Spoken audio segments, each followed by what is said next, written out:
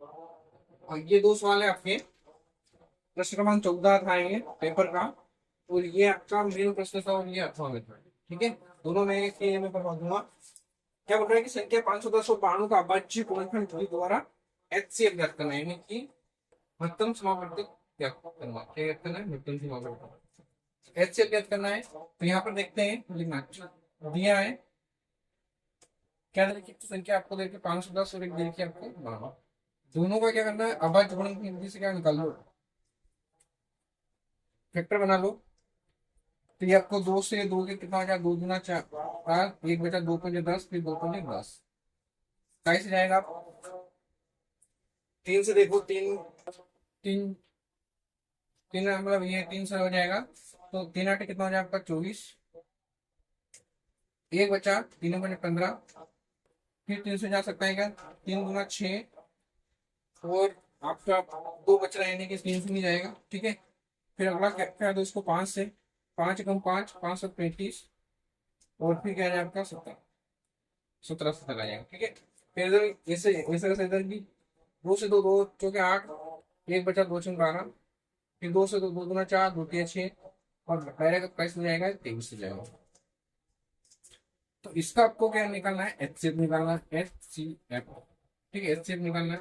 HCF निकालना, तो देखो यहाँ पर क्या 510, 510 की जो संख्या बनी वो क्या? दो गुणित तीन गुणित पांच गुणित 17। ठीक है, ये बना है। और जो 92 है उसका क्या बना है आपका? दो गुणित 23। अब एचसीएफ का मतलब होता है कॉमन फैक्टर। कॉमन फैक्टर कौन कौन सा? एचसीएफ। कॉमन फैक्टर कौन कौन सा है इसमें? केवल दो कॉमन आ रहा है। क्या कॉमन आ रहा है? दो, यानी कि उसका एचसीएफ क्या हो जाएगा आपका? दो हो जाएगा। ये क्या रहेगा? इसका आंसर रहेगा। ठीक है, अगला जो सवाल है आपका, यहाँ पर देखा कि एचसीएफ, देखो यहाँ पर दिया है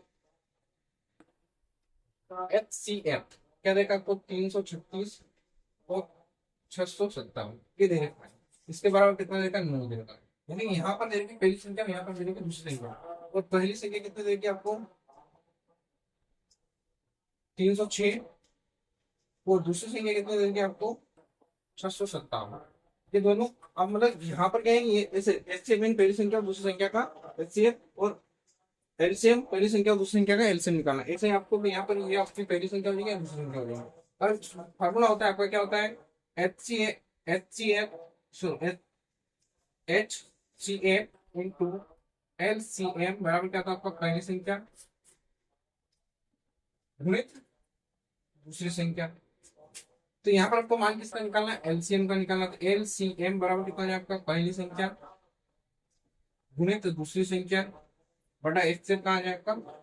बटे, मान रख दो यहाँ पर पहली संख्या कौन सा आपका? 306 इंटू दूसरी संख्या क्या है आपका? 657, और एचसीएफ कितना देगा आपको? 9 देगा। जिससे कटो उसको उससे काट दो। इससे कट रहा है क्या? ठीक है, इससे कट जाएगा। नौ एकदम नौ। यहाँ पर देखो, नौ, नौ तिया 27, तीन बचा, नौ चौके 36। अब इन दोनों का क्या करना है आपको? गुना, यानी कि 34 गुणित कितना बचा आपका? 657। इन दोनों को गुणा करोगे तो आपको क्या है? जो भी मान है वो मिल जाएगा। ठीक है, क्या करते हैं? यहाँ पर करते हैं।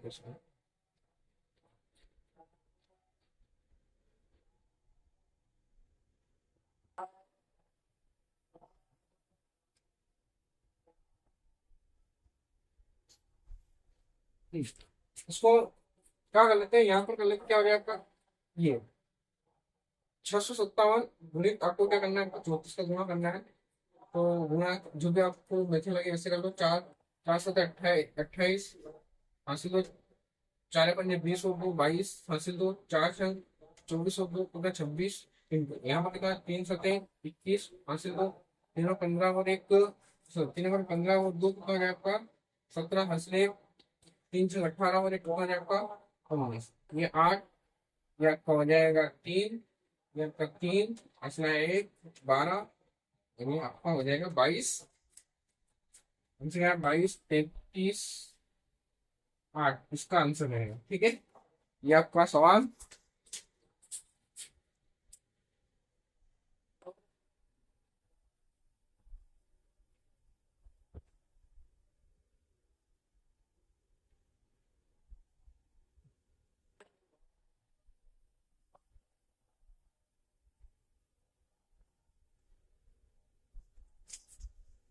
अगला जो सवाल है अपना, प्रश्न क्रमांक 16, बहुपद आपको निकालना है।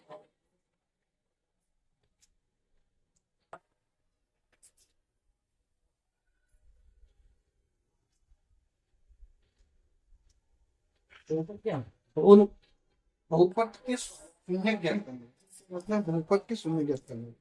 यहाँ पर दिया है आपको, माना माना पी एक्स बराबर बहुपद को शून्य ज्ञात करना है। मैं डायरेक्ट मान के लिख रहा हूँ, 6x² माइनस 3 माइनस 7x, ठीक है, हो गया। अब शून्य को भी क्या होता है आपका, शून्य को पी एक्स बराबर शून्य, 6x - 3 - 7 x बराबर के बाद 0 हो जाएगा। या 6x बराबर माइनस को 7 यहाँ लिख लो, माइनस 3 यहाँ लिख लो, बराबर 0 हो जाएगा। क्या करना आपको, इसका गुणा यहाँ कर कितना आएगा, 3 × 6 बराबर कितना, 18। यानी गुणा करने पर 18 आना चाहिए, ऐसी दो संख्या लेना है। तो यानी माइनस, यानी माइनस करो तो क्या आना चाहिए आपको, 7 आना चाहिए। ऐसी दो संख्या को जिसका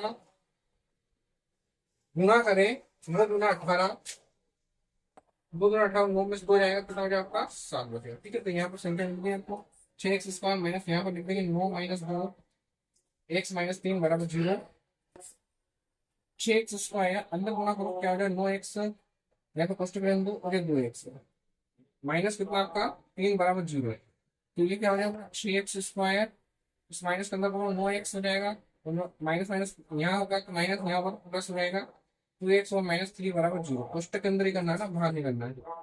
क्या है, इन दोनों में से कॉमन क्या आ जाएगा आपका, यहाँ से इसको लिख सकते हैं 2 × 3, इसको लिख सकते हैं 3 × 3।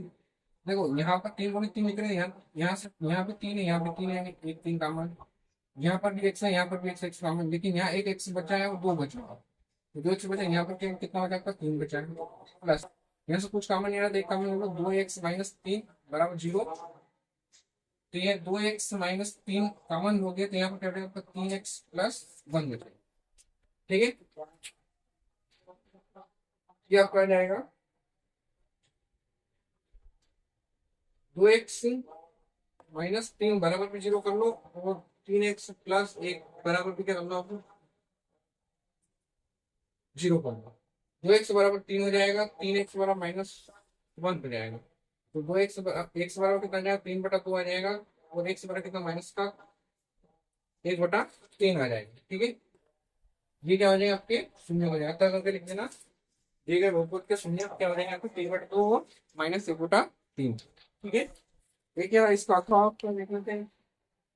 अथवा देखा है कि एक द्विघात बहुपद ज्ञात कीजिए, द्विघात बहुपद ज्ञात करना है जिसके शून्यकों का योगफल और गुणनफल आपको दे रखा है।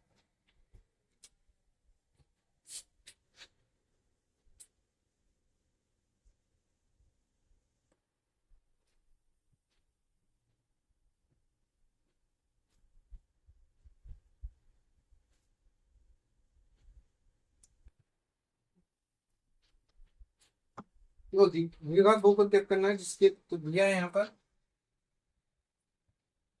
केंद्र का आपको शून्यकों का योग, शून्यकों का योग फल अल्फा प्लस बीटा बराबर कितना दे रखा है, योगफल दे रखा है आपका √2, और शून्यकों का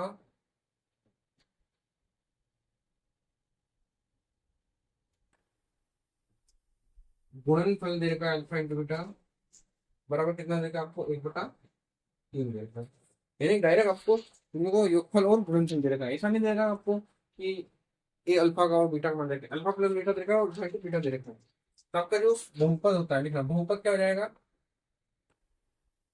x² - alpha plus beta × x + alpha × beta, क्या हो जाएगा, x², इसका मान कितना है, अल्फा √2, x प्लस इसका कितना हो जाएगा 3, या बस ये इसका आंसर हो गया, 0 है ही नहीं। ठीक है, यहाँ तो कितना, फिर आगे देखते हैं।